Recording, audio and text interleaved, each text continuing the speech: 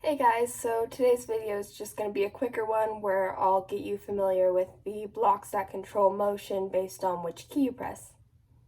Hey guys, so today we're going to be making this thing. It makes the sprites go on a socially distanced walk by pressing the left and right arrow keys.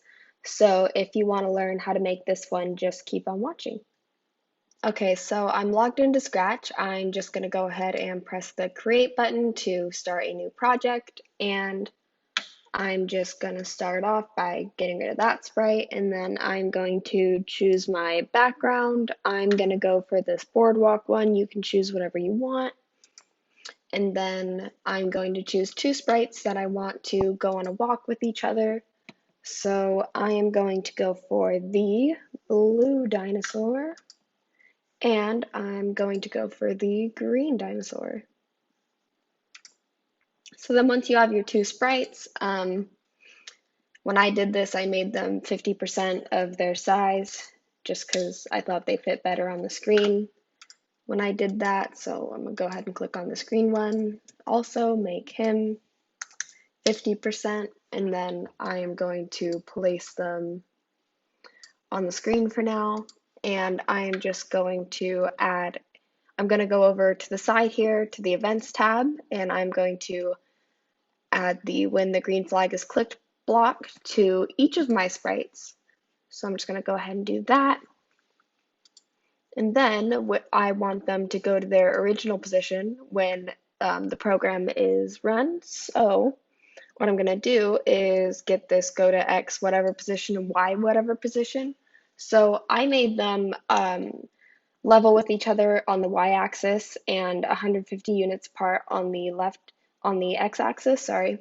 So what I did was last time I just typed y negative 57, and I had the x value as negative 75 for this guy on the left. And then for the green dinosaur, I'm going to go ahead and do the same thing, except the x value is going to be positive 75 and the y value is going to be the same, which was a negative 57.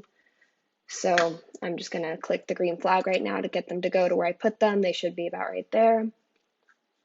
And then, so what we're going to do now is we're going to go to the events tab one more time, and we are going to grab the when the space key is pressed block, except for we're going to change this to left arrow, and we are going to change that to when the right arrow key is pressed.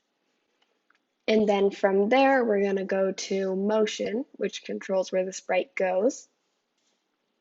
And we're going to pick the change X by because we only want them to move left and right. We don't want them to go up and down. That doesn't matter right now.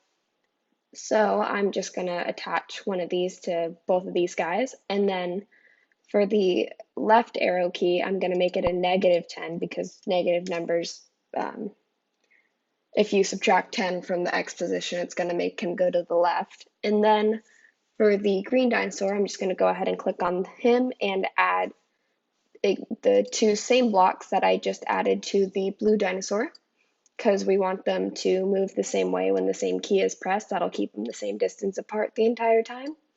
So I'm just going to go back into motion. I'm going to grab the change X by 10, attach that to both of these, change the keys. I'm going to make this say the left arrow. Oops. Oh my gosh, why are you moving? I'm going to make this say the left arrow, and I'm going to make this say the right arrow.